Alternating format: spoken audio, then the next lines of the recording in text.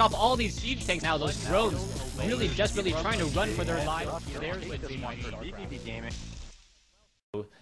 Really makes perhaps a Terran bio not optimal in the late game. But then again, Terran mech isn't really that fast either, especially since Hellions no longer get that +10 damage for, you know, blue flame Hellions into a probe mineral line as the game does get underway. Here we are in game 5 now. Alright, game 5 now here on Tal'Darim Altar. WNS spawning as the purple Protoss on the top right-hand side of the map at what I'll call the 2 o'clock position. Meanwhile, WNS spawning as the orange Terran. Yeah, I'm surprised these two players were so cordial in the opening. You know, good luck, have fun, and you too, and things like that. Because there was a bit of drama going on in the lobby before the game.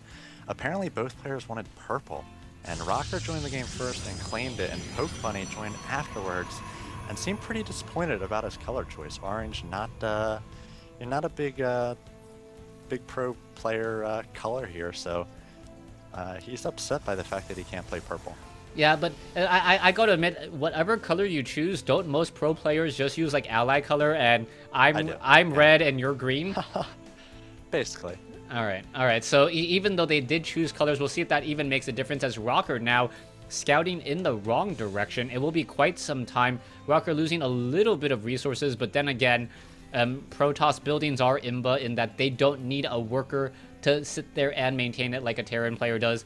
So GosuPbunny is opening up with that barracks. We'll see if he goes for an early refinery or if he tries to go for, say, a fast command center. So far, it looks like GosuPbunny moving out with this SCV. He's going to be scouting with this, and then perhaps going to be following up with an 18 SCV to go for a gasless expand. Yeah, it looks like both players probably going to go for the early expo. Like I said, a lot of times we see the 1 gate, 1 racks expand in this matchup, and both players are fine with it. They say, I'm going to get on 2 bases, so are you. Then we'll go from there. It's sort of the way the metagame's developed. I know there are counter strategies. You can go for, obviously, 3 or 4 gate pressure, and then 3 racks pressure can be pretty powerful as well against an early expansion, but players are getting better at defending against this sort of counterplay. You know, Protoss know that they have to bring some probes to help fight sometimes, and if they're able to get on those 2 bases to their opponent's 1, they have the advantage, and Terran are able to use bunkers to try to defend against early gateway pressure when they go 2 base and the Protoss goes 1. So both races have sort of figured out how to get on 2 bases pretty safely in the early going. I think that's why we see it so often.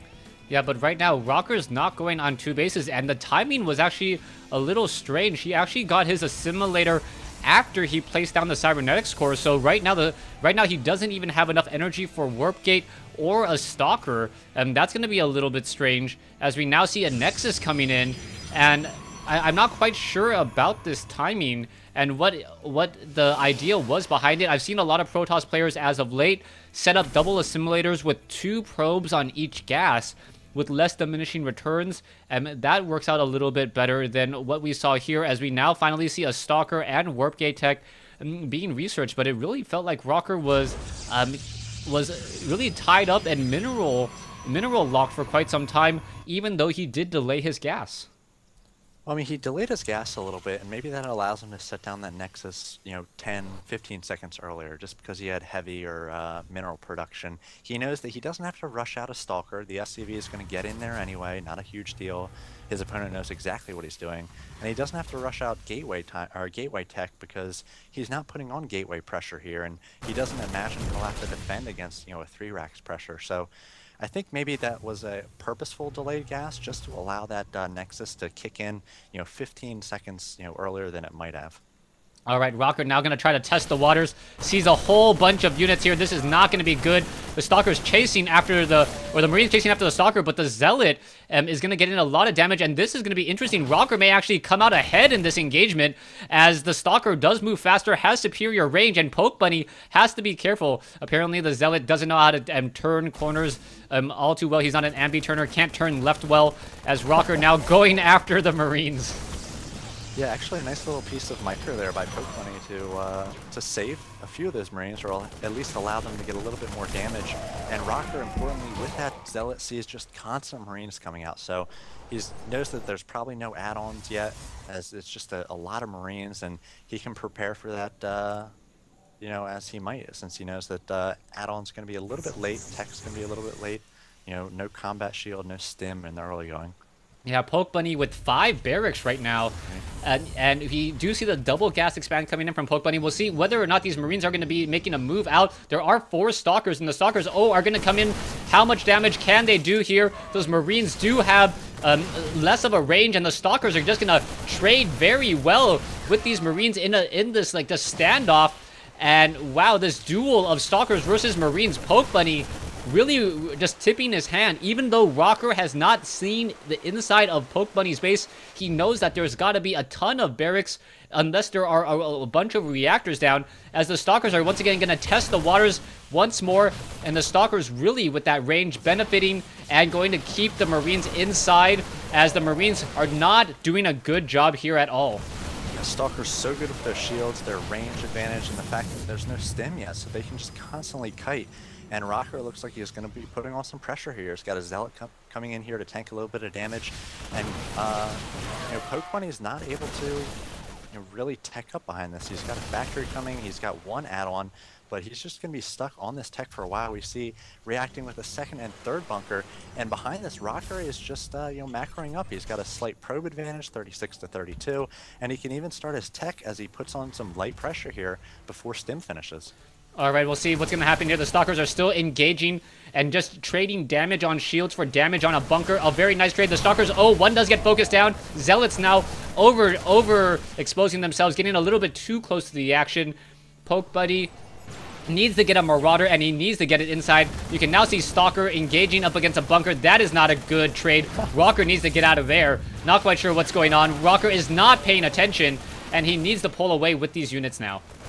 Yeah, he did have quite an advantage there, taking down a lot of Marines without losing any Stalkers, but you're right, he's losing a Stalker or 2 here and there, and he might have to pull back. PokeBunny actually shot ahead in terms of supply, 64 to 59, and he does have his starport on the way, so he's going to be transitioning to very, very heavy bio with upgrades. He's got stim about halfway done.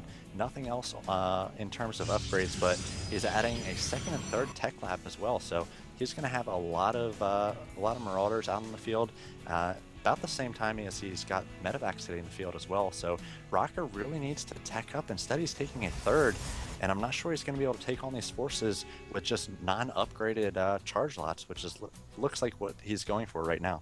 Right now, he is also going into level 1 weapons. He should be getting that armor upgrade as well as soon as it is available. There you go.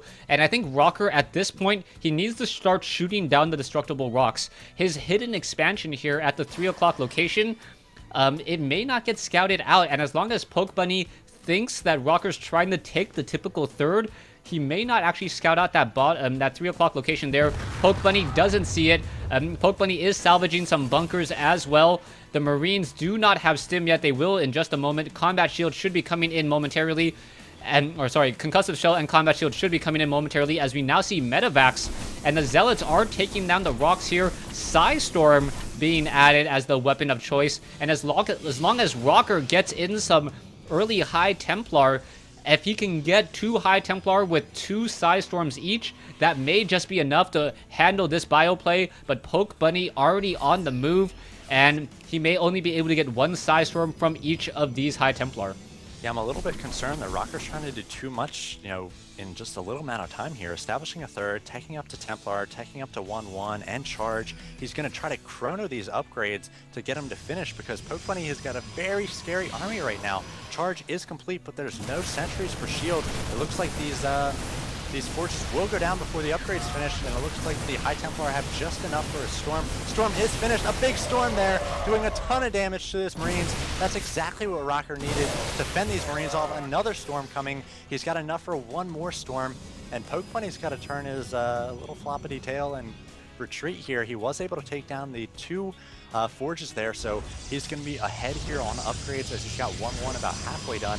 Now RockEr transitioning into double robotics, so I imagine he's going to go for some pretty heavy Colossi play here, you know, to try to take on the Bayou here from PokeBunny. Yeah, WrocKer is currently, for some reason, has 3 probes idle on next to the assimilator, wondering if they should go inside at the third base. But WrocKer should be able to get up to 6 gas in just a moment. That does allow for constant production of Colossi off of 2 robotics facility, even if you chrono boost them, and then still have a little bit more for later on. Here we go. Are we going to perhaps get a Psystorm? Zealots are charging in. There's a Psystorm. Beautiful Psystorm. Archon's also engaging as well.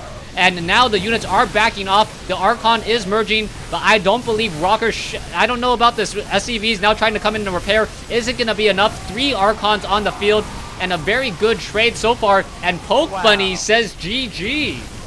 Those Archons so huge there. Just a lot of DPS and a lot of tanking. And PokeBunny just did not have the forces after those beautiful storms by WrocKer. You hardly ever see early game just a storm or 2 turn things. Oftentimes it's the late game, the storms come in, the Colossi come in. You're not really sure whether the storms, you know, were the deciding factor, but in this game, basically three brilliant storms, 2 defensively and 1 offensively. He actually targeted offensively the Marines instead of the Marauders, so I was wondering when he was going to fire off that storm. The High Templar was basically in a dangerous position. I was rooting for the storm to go off before the Templar was focused down, but he waited until the Marines were all clumped together. He took those down and then pushed in with those very powerful and tanky Archons, and a quick GG there from PokeBunny.